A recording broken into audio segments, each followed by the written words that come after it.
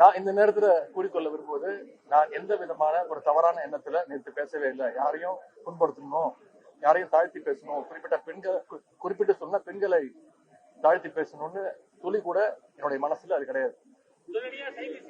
பேசி முடிக்கலைங்க, துளி கூட அது எண்ணம் கிடையாது. என்னுடைய பெற்றோர், என்னுடைய குடும்பம் என்னை அப்படி வளர்க்கல. என்னுடைய தாய் தந்தை என்னை அப்படி வளர்க்கல. எனக்கு ஒரு திருமணமாகி ஒரு மனைவி இருக்கிறாங்க, அவங்க கூட தான் நான் வாழ்ந்துட்டு இருக்கேன்.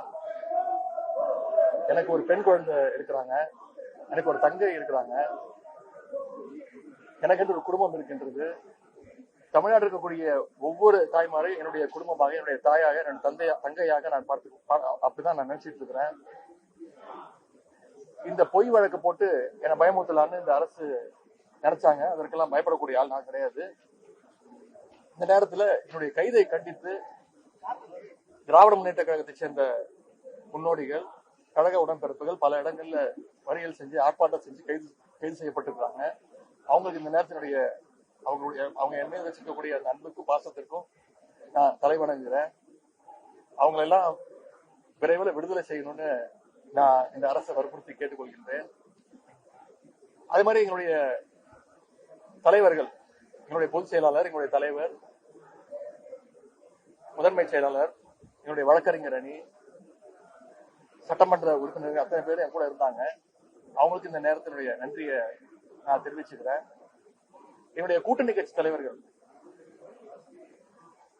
அவங்க இந்த கைதை புரிஞ்சுக்கிட்டு நான் என்ன பேசினேன், ஏன்னா எங்களுடைய கூட்டணி கட்சி தலைவர் அனைவரும் நேற்று என்னோட அந்த கூட்டத்துல என் கூட பங்கேற்று அவங்களும் சிறப்புரையாற்றுறாங்க. அவங்களாம் தான் சாட்சி நான் பேசுனதுக்கு.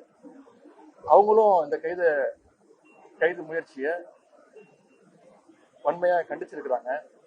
எனக்கு இருக்கக்கூடிய ஒரே வருத்தம், சில தலைவர்கள் நான் பேசினத முழுசா கேட்காமலோ பார்க்காமலோ ஆராயாமலோ நான் தவறா பேசிட்டேன் அப்படின்னு கண்டனம் தெரிவிச்சிருக்காங்க. அது எனக்கு கொஞ்சம் வருத்தமா இருக்கு. நான் எந்த நேரத்துல அந்த மாதிரி தவறான எண்ணத்துல நான் பேசவே இல்லை.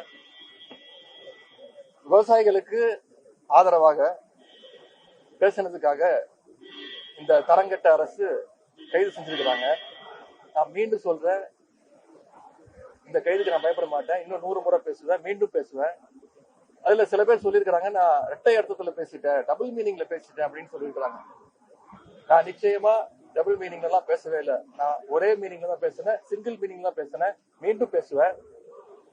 கடந்த கால ஆட்சிகள்ல அரசு எடுத்த முயற்சினால, எங்களுடைய தலைவர் எடுத்த முயற்சினால காவிரியில தண்ணீர் திறந்து விடப்பட்டு விவசாயிகளுக்கு தண்ணீர் வந்திருக்கு.